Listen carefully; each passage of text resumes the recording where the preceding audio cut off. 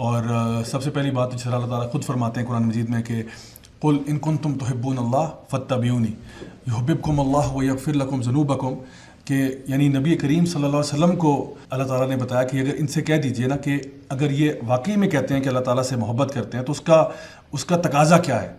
تو وہاں پہ تو بتایا گیا کہ اتباع کریں نبی کریم صلی اللہ علیہ وسلم کی.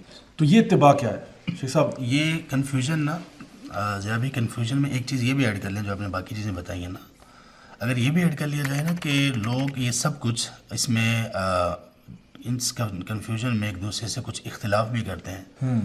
دونوں پارٹیز جو ایک دوسرے کے اگینسٹ ہیں وہ دونوں ہی محبت کے نام پر اگینسٹ ہیں. سبحان اللہ. یہ بھی کہہ رہے ہیں کہ مجھے بھی محبت ہے، یہ کہہ رہے ہیں مجھے بھی محبت ہے، اور دونوں کے جو عمل ہیں وہ دونوں کے مخالف ہیں، اور دونوں ایک دوسرے کو الفاظ بھی برے استعمال کیے جا رہے ہیں، اس کے اوپر فتوے بھی لگائے جا رہے ہیں، اور یہ سب چیزیں بھی ہیں.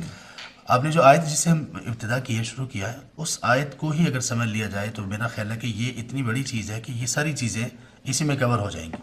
بات ہے محبت کی.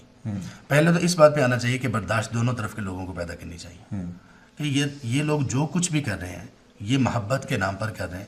اب محبت ہے تو صحیح نا ان میں، یہ بات کی بات ہے کہ غلط ہے یا صحیح ہے. جہاں تک محبت ہے، محبت کا تعلق ہے، اس کو تو مان لینا چاہیے نا. شیخ الاسلام ابن تیمیہ رحمہ اللہ نے ایک بڑی عجیب بات کہی. انہوں نے کہا کہ ایک بندہ جو بدعت کر رہا ہے نا، اس کو اس بدعت کا گناہ تو ہوگا، لیکن اس بدعت کے پیچھے جو اس کی نیت ہے نا، نیت اگر اس کی محبت کی ہے تو اس نیت کا تو اس کو اللہ تعالیٰ کہ یہ رائے گاہ نہیں جائے گی. عمل اس کا خراب ہے، جہاں پر خرابی ہے ہم وہاں پر وہ چیز اس کی نشاندہی کریں گے.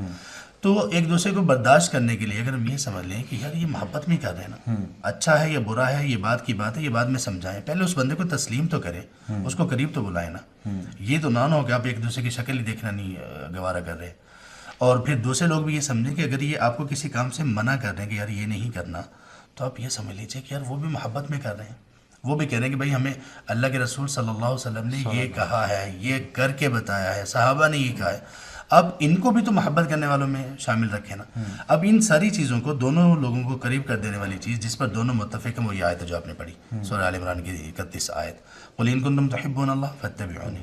اگر تم اللہ سے محبت رکھتے ہو تو یہ محبت تمہاری اللہ کے ہاں قبول کب ہوگی؟ ہم نے تو محبت کر لی، ہماری طرف سے تو محبت چل پڑی، ہماری طرف سے محبت یہ ون وے ہے. اور اللہ کی طرف سے محبت کب آئے گی؟ جب درمیان میں یہ ان کنتم تحبون اللہ اور یحببکم اللہ کے درمیان میں فاتبعونی، یہ برج ہے. جب تک یہ برج درمیان میں نہیں ہوگا یہ دونوں ایک ایک کنارے پہ رہیں گے، اللہ کی محبت نہیں آئے گی، ون وے محبت ہوگی.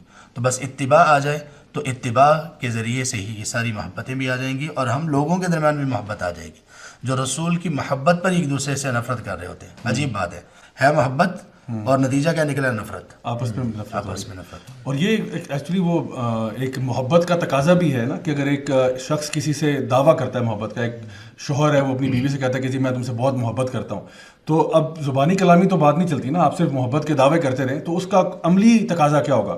اگر وہ اس کے ساتھ ٹائم سپینڈ کرتا ہے، وہ اس کے اوپر خرچتا ہے، وہ اس کا خیال رکھتا ہے وغیرہ وغیرہ، بہت ساری چیزیں اس میں آ سکتی ہیں. تو اللہ تعالیٰ سے بھی محبت کا دعویٰ تو ساری کرتے ہیں. آپ یہاں سے بھی مائک پکڑ کے باہر جنا سپر میں چلے جائیں یا جنا سپر مارکیٹ میں چلے جائیں اور لوگوں سے پوچھیں جی کیا آپ یعنی اللہ سے پیار کرتے ہیں، تو یعنی جی بالکل کرتے ہیں. تو پھر آپ ان سے جب پوچھیں کہ جی کیا چلیں مثال کے طور پہ فجر کی نماز کے بارے میں کیا خیال ہے، تو اس کے اوپر جو ہے وہ لوگوں کی ہوائیاں اڑتی ہیں، کہتے ہیں سوری بھائی ٹائم بڑا زیادہ ہو گیا، تو سوال کے وقت ختم کریں. تو دین میں اتنی سختی نہیں، ہاں اتنی سختی بھی نہیں ہے.